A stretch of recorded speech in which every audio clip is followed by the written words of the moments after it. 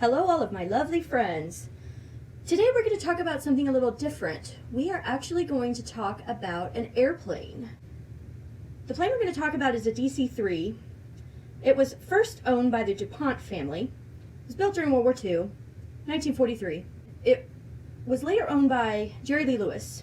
Jerry Lee Lewis is a Hall of Fame rock and roll singer, piano player, musician. He also had a career in country, had kind of a controversial life. He married his 13-year-old cousin, which pretty much ended his career for a while. However, he is an extremely talented man.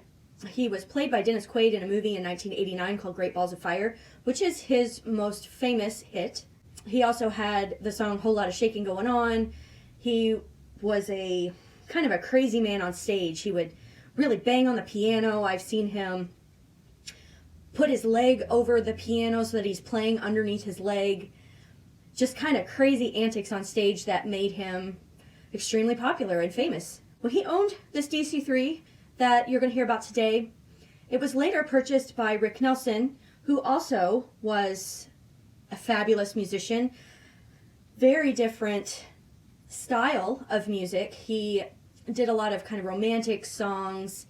He was not rockabilly. Rockabilly is more the style that the Killer, Jerry Lee Lewis, had.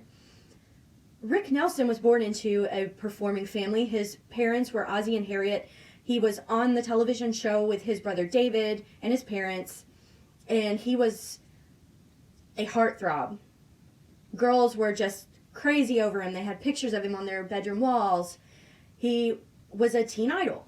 He went on and had a very successful music career. He possibly, with the song Traveling Man, was the first musician ever to have a music video. His father was a filmmaker, so Ozzie made a little video of his son singing this song. It's all about all the ways he's traveled all over the world, and he has a girl in every port. It reenacted all of the different scenes he mentions in the song.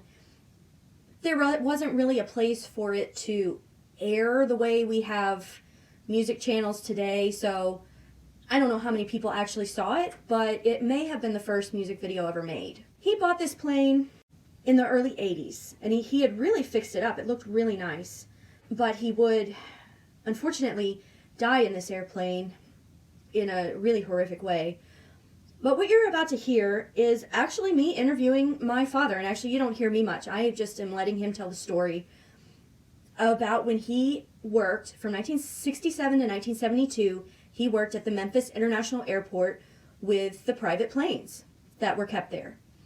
Jerry Lee Lewis hit it big in Memphis. It's where he was headquartered. He is famous for being at Sun Records with Elvis and Johnny Cash and Carl Perkins. He's one of the $1 Million Quartet, which you can see in a Broadway show. There's also a very famous recording of the session where they're all four together. They just happened to be there and they just jammed. And you can get recordings of that session.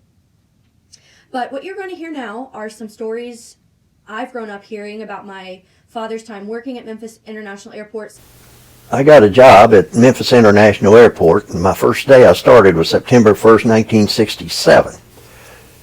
And the first day on the job, there was a DC-3 parked out front on the tarmac. His tail number was 711 Yankee. And I was talking to some of the other linemen that fueled aircraft. That's what I did. And they said that that airplane belonged to Jerry Lee Lewis. The airplane it looked like it was needing a lot of maintenance. I mean, its paint job was faded. It was a light blue and cream colored aircraft. And right under the pilot's window, it was written the name of the plane. They actually named it. It was called Miss Steady Ready. Those airplanes were, I guess, considered the workhorses of the sky. I mean, they were built in the 40s, used by the Air Force a lot. They used them to ferry gliders and also take paratroopers to their drop zones. And they were widely used in World War II. The airplane was based there where I worked for, well, the whole time I worked there. I know when I worked at Robbins, there was a tornado. And I had another fellow that he was going to work night shift, and I was moving to days. So he was out there, this was his first night, he was out there for me to train him how to do this shift. I remember I just told him, he asked, he said, what goes on out here at night? And I said, well, not a whole lot, usually. I said, and we were out taking what they call a tie-down report. You got out and wrote all the tie-down numbers of each plane. That way they would know who was parked there overnight, would be able to charge them tie-down fee when they left. It was out there, weather was fine, no problems at all, and it probably took maybe 30 or 45 minutes to write all the plane numbers down. We went around in back of a hangar there was a few planes tied down out there. And when we come back around, Chevrolet that we were driving in just rocked, and we looked, and there was a tornado that was coming through right then. We didn't even know it because the hangar was blocking the wind, and we were on the other side of it.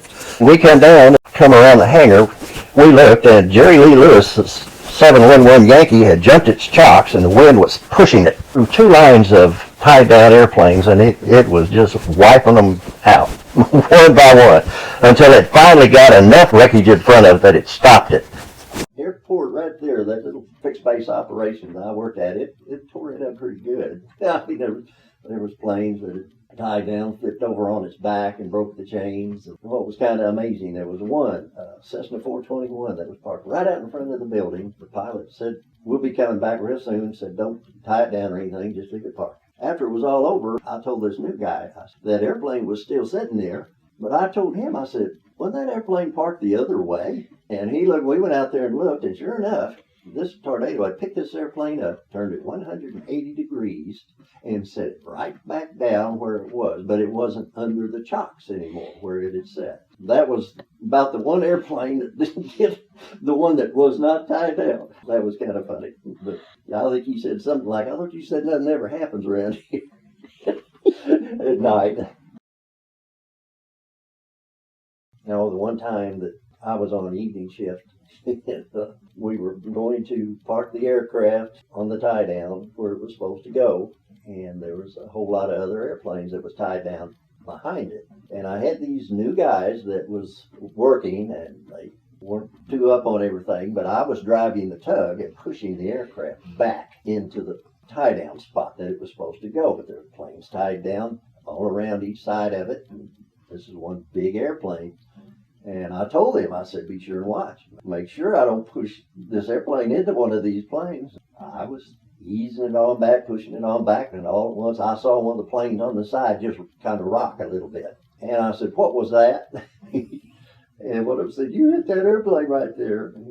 And I said, well, that's what you were supposed to be watching for, so I didn't do that. They were a little bit upset with us for doing it, but I guess it happened. Did you ever talk to Jerry Lee, or did he ever interact with you? No, I never did. Not one time, because after I had seen him several times, I went to night shift, and they never came in at night when I was there. I saw I saw Ray Charles one time and some other folks.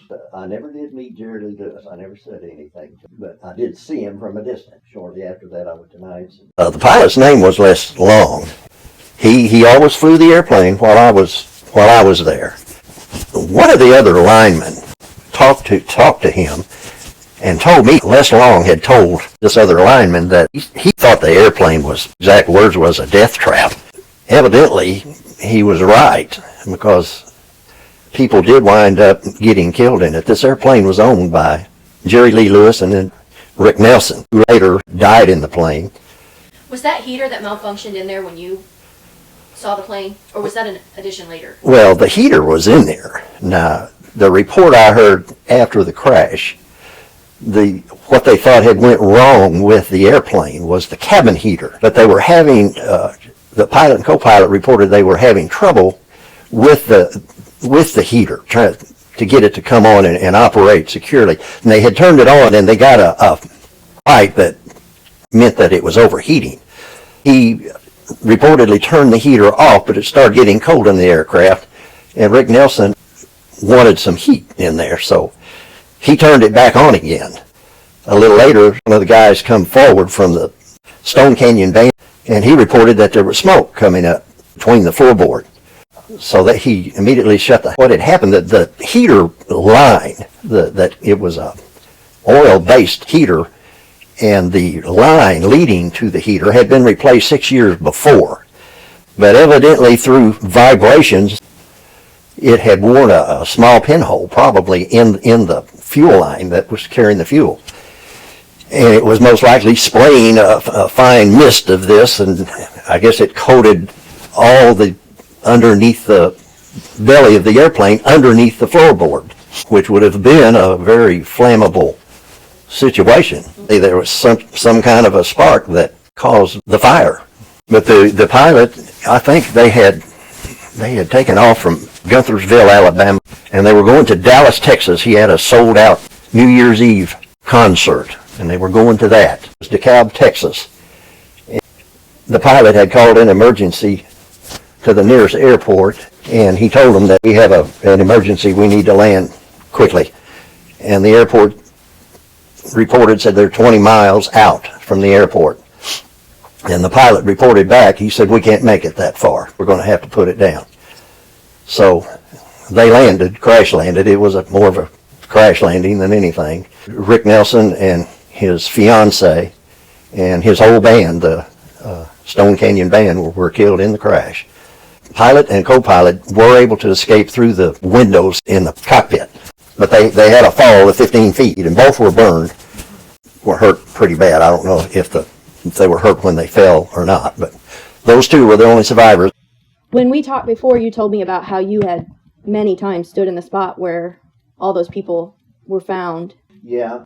Any time that after we had fueled the aircraft, they always set the parking brake. Of course, it had wheel chocks where it wouldn't roll, but it was just a thing to do. You set the parking brake before you got out of the airplane. So after we'd fuel the plane, I would go up into the airplane and release the parking brake. The report was that all of the bodies were just stacked up in a pile right behind the cockpit door. That door was kept closed. There was no way they could have landed the plane if they had a lot of panicked people trying to crowd in that little spot to get away from the flames. They did not unlock the door. I had stood many a time right there in that spot where those bodies were found. So that's where the parking brake release was, in that area? It was in the cockpit. You'd have to step up over into the cockpit and then release the parking brake. Most likely you'd sit in a seat, push the brakes on it, hit the lever, and then let off on the brakes. It was not a plush airplane. It wasn't fancy or anything like that. It just had rows of seats, from what I remember of it. It just looked like it needed some work.